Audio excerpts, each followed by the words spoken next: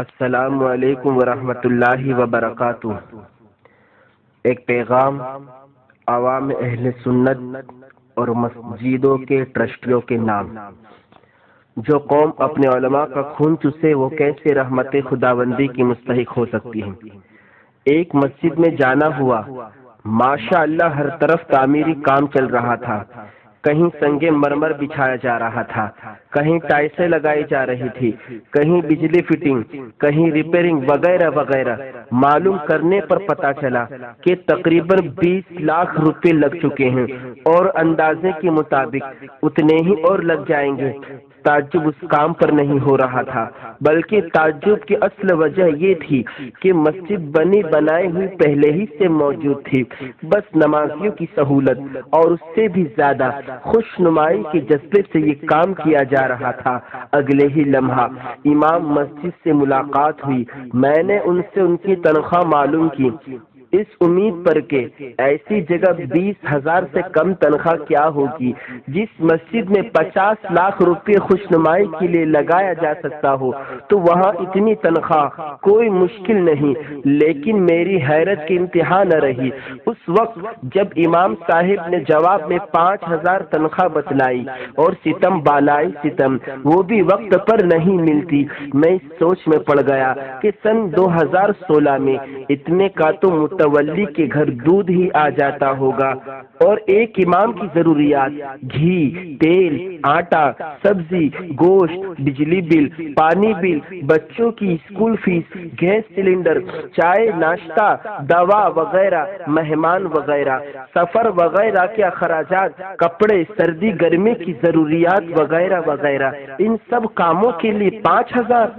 انا للہ و انا الیہ راجعون۔ انتہائی افسوس کے ساتھ سارے جذبات کو دل میں محسوس کر واپس ہوا۔ پھر اپنے ایک اہم مشفق باخدا عالم دین مفتی صاحب کے سامنے اس کا تذکرہ کیا۔ سن کر ان کی آنکھوں میں آنسو آ گئے اور فرمانے لگے کہ آج مسلمانوں پر جو حالات آ رہے ہیں یہ علماء کے خون چوسنے ہی کی وجہ سے آ رہے ہیں۔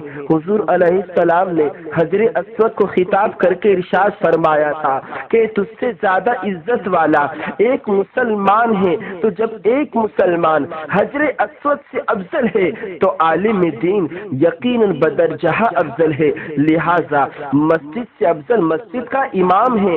اب اگر ممبران مسجد کمیٹی اور متولی حضرات ائمہ مساجد کو کم تر اور مسجدوں کو ان سے افضل سمجھ رہے ہیں تو ان کو جاہل، اجہل، ناہنجار، نابکار، بے وقوف، بے دین، متکبر، نالائق کہہ دیا جائے تو کوئی غلط بات نہیں۔ یہدہم اللہ ویصلح بالہم۔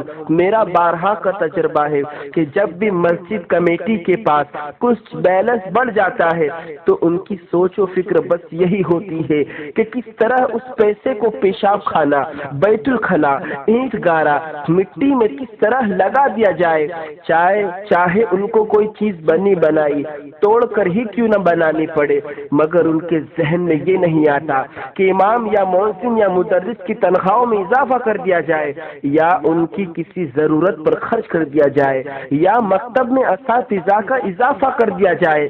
حرف غلط کی طرح بھی دماغ میں ایسی باتیں نہیں آتی۔